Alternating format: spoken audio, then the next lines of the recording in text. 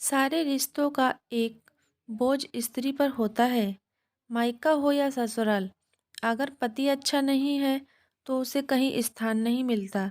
ये कहानी उस लड़की की है जिसकी शादी एक सरकारी नौकरी के नाम पर एक पुलिस वाले से हो गई। माँ बाप दहेज भी भरपूर दिए, औकात से बढ़कर, कि हमारी लाडो को कोई तकलीफ नहीं होगी। किंतु भाग्य का अपना खेल होता है और वह बदनसीब लड़की हूँ मैं। मेरा नाम शिवानी है और मैं एक भरे पूरे परिवार में रहती हूँ। मेरे माता पिता और चाचा चाची सभी लोग एक छत के नीचे रहते हैं। लड़का सरकारी नौकरी का मिल गया तो सभी ने सोचा, बाप तो बेवड़ा है, क्यों ना समय से मेरी शादी कर दी जाए। क्योंकि मेरे पापा शराब के नशे में घर में इधर उधर पड़े रहते थे। जितना लड़के वालों की ख्वाहिश थी हमने सब पूरी की। लड़के दो भाई थे, जिसमें से बड़ा भाई शराबी था और मेरे पति जो छोटे थे उन्होंने खूब मन लगाकर पढ़ाई की और उन्हें सफलता मिली और उन्हें सरकारी नौकरी मिल गई। जब मैं शादी करके अपने ससुराल पहुंची और ससुराल में मेरा पहला दिन था, मैं बड़े अरमानों से अपने पति का इंतज़ार कर रही थी। और जब वह कमरे में आई तो उन्होंने मुझे जो बात बताई, उसे सुनकर मेरे होश उड़ गए। मेरे पति ने मुझे बताया कि हमारे मम्मी पापा बचपन में हमें छोड़कर चले गए, इसलिए भैया हमेशा शराब में डूबे रहते हैं। हम और हमारी भाभी के रिश्ते को तुम कभी तोड़ने की कोशिश मत करना। हमारी पढ़ाई लिखाई सब हमारी भाभी ने ही कराई है और आज उनकी बदौलत ही मैं ये नौकरी पाया हूँ। उस समय मैंने सोचा, जब सब कुछ भाभी ने ही किया है तो मेरा भी अधिकार नहीं है कि मैं अपने पति को उनसे दूर करूं। और मैंने उनसे वादा किया कि मैं आप दोनों को कभी अलग नहीं करूंगी। हम दोनों एक दूसरे में खो गए।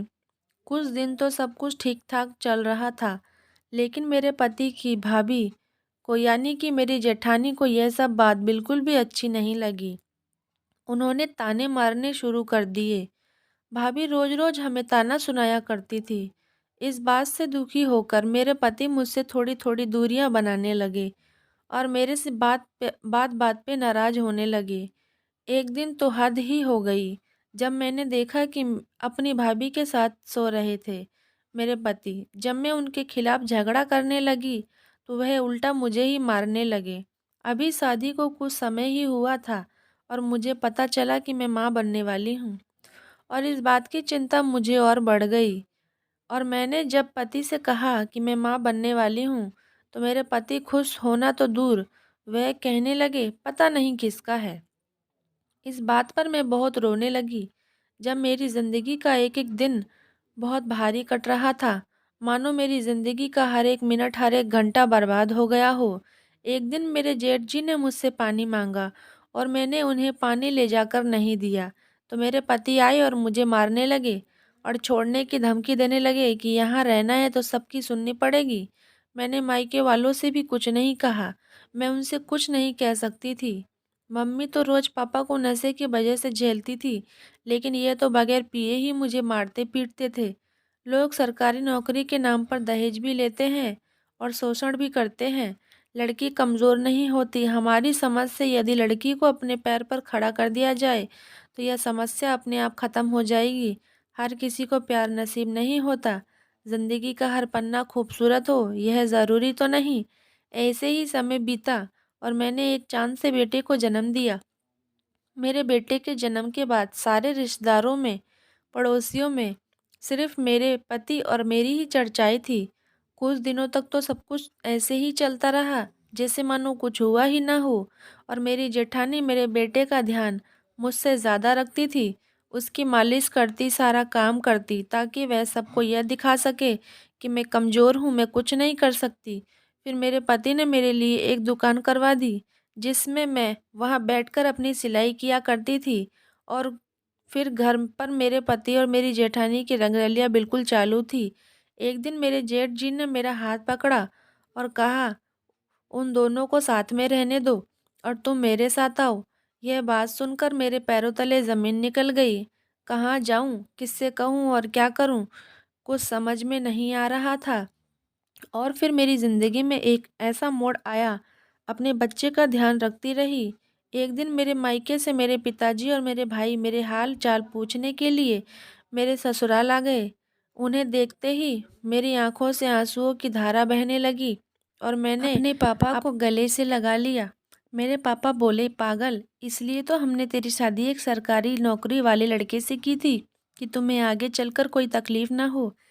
तुम सब कुछ मिलने के बाद भी रोई जा रही हो। मेरे पिता और मेरे भाई को दिखाने के लिए मेरे घर का पूरा माहौल बदल दिया गया, जैसे कुछ हुआ ही ना हो। कई सारी चीज़ें, उनके चाय पानी नाश्ते, मेरे पति ने बहुत अच्छी खातिरदारी की ताकि मेरे पापा को यह ना लगे कि उनकी बेटी को किसी भी तरह की तकलीफ़ है। मेरे पापा और भाई को मार्केट ले जाना, कपड़े दिलवाना, मेरे पति ने खूब सारी सेवा की। और मेरे पापा ने मेरे पति से कहा कि अगर यह कुछ दिन के लिए अपने मायके आ जाएगी तो इसकी माँ को भी तसल्ली हो जाएगी। फिर मेरे पति ने मेरे पापा से कहा, ठीक है बाबूजी, हमें कोई दिक्कत नहीं है, लेकिन लल्ला के बिना रहना हमारे लिए भी मुश्किल होगा। सभी लोग चले गए। मेरे पति और उनकी भाभी उठकर हंसने लगी। चलो अच्छा है, कुछ दिन के लिए तो आज़ादी से सुकून रहेगा। काहे चिंता करती हो? हमारे रहते हुए तुम्हें कभी किसी चीज़ की ज़रूरत थोड़ी होने देंगे। मैं सब कुछ अपनी आंखों से देख रही थी और सब कुछ सुन रही थी, लेकिन फिर भी मैं मौन खड़ी रही कि ईश्वर ने मुझे कितनी शक्ति दी है। एक बच्चे के लिए वह खुद को कितनी बार मारती है जिसका अंदाज़ा उसे भी नहीं रहता। फिर मैं शाम को खाने की तैयारी करने लगी। तभी मेरे पति ने पूछा, इतने आंसू क्यों बहा रही थी? तुझे हमने किसी चीज़ की कमी की? तेरे लिए सब कुछ तो करता हूँ मैं तेरे लिए। मैं कुछ न बोली। रात हो गई। सभी ने खाना खाया और अपने अपने कमरे में चले गए। आज ना जाने क्यों मुझे कमरे में सोने का मन नहीं किया। सारे काम निपटाकर जब मैं अपने कमरे में आती हूँ तो पति को देखकर बड़ा आश्चर्य खाती हूँ कि अपनी पत्नी और बच्चे को छोड़कर भाभी के साथ सोने वाले मेरे पति आज मेरे कमरे में कैसे थे। तो मेरे पति ने मुझसे कहा, अब तो तू जाने वाली है मुझे छोड़कर, क्यों ना आज रात तुम्हारे साथ ही बिता लूं। मैं चुपचाप सुनती रही और जो भी मेरे पति ने मुझसे कहा, और मैं चुपचाप सोने की कोशिश करने लगी। मेरे पति ने मुझसे कहा, अच्छा शिवानी, तुम्हें कुछ भी चाहिए हो तो कल हमारे साथ चलकर शॉपिंग कर लेना। मैं फिर भी चुप रही। सारी तैयारी करके मुझे ससुराल से विदा कर दिया और गाड़ी में बैठे बैठे अपने बचपन के दिनों को याद करने लगी। नन्ही शरारतों को और माँ की गोद को जिसमें सर रखकर मैं जी भर के रो सकूंगी। इस बात का भी डर था कि अगर माँ को बताया तो माँ पर क्या बीतेगी। यही सारी बातें सोचते सोचते सफ़र कट गया, पता ही नहीं चला। मेरे आने की तैयारी मेरे मायकों में जोरों शोरों से हो रही थी। पूरे घर को चाँद सितारों से सजाया गया था। मेरे लिए सब कुछ मेरी पसंद की चीज़ बनाई थी, जो मुझे पसंद थी, क्योंकि मैं अपने घर की इकलौती बेटी थी। और मेरे घर और मेरे से दूर होने के बाद मेरी माँ को भी बहुत अकेलापन लगता था, लेकिन फिर भी जो समाज का दस्तूर है वह तो निभाना ही था।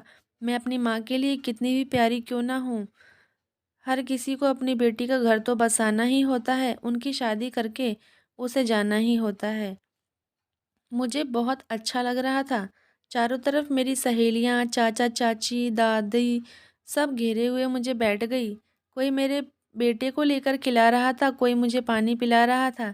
सभी लोग मुझे देखने आ रहे थे। मेरे मम्मी पापा सबको बता रहे थे कि राज करती है अपने ससुराल में। बड़े गर्व से सारी बात सबको बताई जा रही थी। इधर मेरे मन में एक उलझन थी जिसे मैं झेले जा रही थी। मैं यही सोच रही थी कि अगर माँ को कुछ भी बताया तो माँ काफ़ी दुखी हो जाएगी। इससे तो अच्छा है मैं अकेली ही दुखी ठीक हूँ। मुझे ससुराल से फ़ोन पर फ़ोन आने लगे। कैसी हो, पहुँच गई ना? बेटा कैसा है? बेटे का ख्याल रखना, उसे कुछ होना नहीं चाहिए। मुझे काफ़ी आश्चर्य हो रहा था कि इस समाज में कितना कमीनापन होता है। कुछ लोग कितने चेहरे रखते हैं। मुझे बात करता देख सब यही कहते कि बात कर लो, नहीं तो दामाद जी गुस्सा हो जाएंगे। मैं किसी से कुछ नहीं कह पाती थी, अंदर ही अंदर घुटती रही। मैंने सोचा क्यों ना दिखावा ही सही अपनी ज़िंदगी को एक नया मोड़ दिया जाए। मेरी ससुराल वापस जाने की बात को सोचकर ही मेरी रूह कांप जाती थी, क्योंकि मैं वहाँ वापस नहीं जाना चाहती थी। अब मुझे अपने ससुराल से आए 1 महीना हो चुका था और मैंने अपनी मम्मी से झूठ कहा कि माँ, मेरे पति चाहते हैं कि मैं आगे की पढ़ाई करूँ और अपने पैरों पर खड़ी हो सकूँ। मेरे मम्मी-पापा ने मुझे इजाज़त दे दी और मैंने अपनी माँ से कहा कि माँ, आपको बस हमारे बेटे लल्ला को देखना होगा। अगर आप दोनों को कोई आपत्ति नहीं है तो मुझे बता दीजिए। मैं कुछ दिनों के लिए बाहर जाकर अपनी पढ़ाई की तैयारी करूँगी। मम्मी, मैं तुम्हारे सहयोग के बिना कुछ नहीं कर सकती। आखिर तुम्हारा दामाद का सपना पूरा करना है। मेरे पापा ने जब ये बात सुनी तो थोड़ा परेशान हुए और मेरी खुशी के लिए तैयार हो गए। इधर मेरे ससुराल में मेरे पति को मेरे ना रहने पर दिक्कत महसूस होती थी। अब मेरी कीमत का एहसास मेरे पति को हो रहा था। मेरी जेठानी कोई भी काम मेरे पति का नहीं सुनती थी। अब उन्हें उनके प्यार में मिठास ना रही। वह हमेशा मेरे पति से कहती कि मैं तुम्हारी नौकरानी थोड़ी हूँ, हमेशा हुक्म चलाओगे। अपना काम खुद से करने की आदत डाल लो। और महीना पूरा नहीं होता था और पैसों की फरमाइश करने लगती थी। आज मेरे पति को पता चल रहा था कि गैर औरत और पत्नी में कितना फ़र्क होता है। पत्नी हमेशा हर मोड़ पर साथ रहती है और गैर गैर ही रहती है। बस इंसान वक्त रहते उस बात को समझ नहीं पाता और अपनी पूरी गृहस्थी बर्बाद कर लेता है। इसलिए दूसरों के लिए अपनी पत्नी को कभी भी नीचा नहीं दिखाना चाहिए। मैंने अपने पति का कभी भी तिरस्कार नहीं किया, हमेशा अपने पति की इज्जत की और बनाकर रखी। यह बात मेरे पति भली भांति जानते थे और वह समझ रहे थे कि मेरी पत्नी अब इतनी जल्दी वापस आने वाली नहीं है। पैसा सभी लोग ले लेते हैं, लेकिन माँ जैसा ख्याल बस पत्नी ही रखती है और वही पेट भरती है। पति के दर्द का एहसास पत्नी को रहता है और इस बात को झुठलाया नहीं जा सकता। समय बीतता रहा और मेरे बेटे का आज पहला जन्मदिन था और मैं अभी भी अपने मायके में ही थी और मेरा रिजल्ट भी आज ही आने वाला था और जन्मदिन में मेरी माँ ने मेरे पति को भी बुलाया था। सोचा इसी बहाने मेरी बेटी और दामाद दोनों मिल लेंगे। शाम ढलने को आई और घर में जन्मदिन की तैयारियां चल रही थी। सब लोग काफ़ी खुश थे। मैं तरह तरह के पकवान बना रही थी। मुझे इस बात को सोच सोच कर अजीब लग रहा था कि मेरे पति भी आ रहे हैं, पता नहीं क्या कहेंगे। और तो और मेरे इतने दिन तक मेरे मायके में रहने के बाद पड़ोस वाले भी बातें बनाने लगे कि ससुराल से आए 1 साल होने को आया लेकिन अभी तक घर में ही पड़ी है, पता नहीं ससुराल वाले निकाल दिए क्या, पता नहीं क्या बात है। लेकिन ये बात सच है कि एक लड़की का दर्द कोई नहीं समझ सकता। मेरी माँ ने मेरे पापा से कहा कि हमारी लड़की कोई गलत काम नहीं कर रही है, जो हमारे दामाद ने उसे करने के लिए कहा है वह वही कर रही है। हमें उनकी मजबूती का कारण बनना चाहिए, उन्हें कमज़ोर नहीं बनाना चाहिए। हमारी बेटी वही नन्ही सी कली है जो हमारे आंगन में खिली है, हम उसे कैसे मुरझाने देंगे? आप भूल गई क्या? माँ की बातों को सुनकर पिताजी की आंखें भर आई।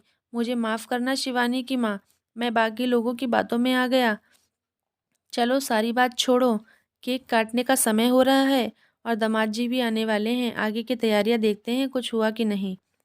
तभी मेरी मम्मी बोली, मैं तो भूल ही गई, और वह दोनों वहाँ से उठ गए। तभी मैं दरवाजे से दौड़कर अंदर आई और मैंने अपनी माँ को गले से लगा लिया और कहा, माँ, तेरी बेटी पास हो गई है और मैं आईएएस बन जाऊंगी। मुझे 6 महीने की ट्रेनिंग के लिए बाहर जाना है और मैं अपनी सपनों में उड़ान भरने निकल गई। और फिर मैं 6 महीने की ट्रेनिंग के बाद अपने घर पहुंची तो मेरा बेटा मुझे नहीं पहचान रहा था, वह तो सिर्फ अपनी नानी को पहचानता था। मेरे जाने के बाद मेरी माँ ने ही उसका ख्याल रखा, उसका ध्यान रखा।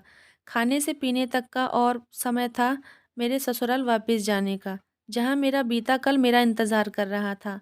मेरे मम्मी-पापा को मुझ पर बहुत गर्व महसूस हो रहा था। ससुराल जाते वक़्त जो भी मुझे रास्ते में आस-पड़ोस के लोग देखते रहे, उनकी आँखें फटी की फटी रह जाती।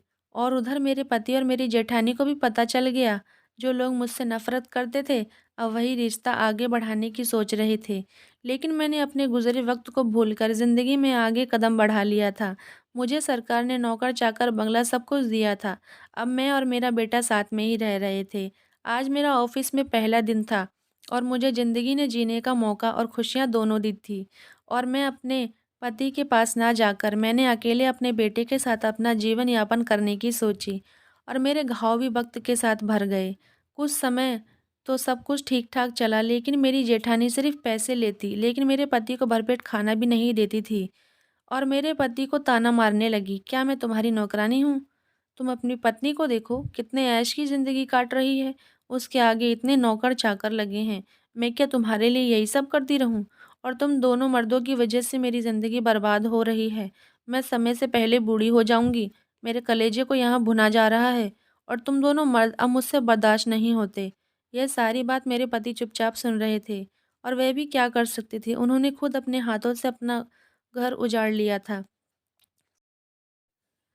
सब कुछ बर्बाद कर दिया था। ऐसे ही समय बीतता रहा और अब इस बात को 1 साल और निकल गया और मेरी जेठानी ने मेरे पति को घर से निकाल दिया और कहा, जिंदगी भर मैं तेरी नौकरानी बनकर तेरी सेवा नहीं करूंगी। अब तेरी पत्नी तो यहाँ से चली गई, ऐश की ज़िंदगी जी रही है, अब तू भी यहाँ से चला जा। मैं तेरी और देखभाल नहीं कर सकती। फिर मेरे पति मारे मारे इधर उधर भटक रहे थे, लेकिन मेरे पति की यह हालत मुझसे देखी ना गई और मैंने उनके रहने की व्यवस्था पास के ही घर में करवा दी। मेरे पति की आंखों में मुझे पश्चाताप के आंसू दिख रहे थे। उनकी यह तड़प और दर्द देखकर मुझे तकलीफ हो रही थी। आखिर थे तो वह मेरे पति ही, वह मुझसे हर रोज़ माफ़ी मांगा करते थे। बहुत समय बीता और एक दिन मैंने हार मानकर उन्हें माफ़ कर दिया और वह मेरे साथ ही रहने लगे। अब हम खुश हैं, बहुत खुश, और मेरे पति मेरा बहुत ध्यान रखते हैं। तो दोस्तों, आपको कहानी कैसी लगी? हमें कमेंट करके ज़रूर बताएं। अगर अच्छी लगी हो तो वीडियो को लाइक और चैनल को सब्सक्राइब ज़रूर करें।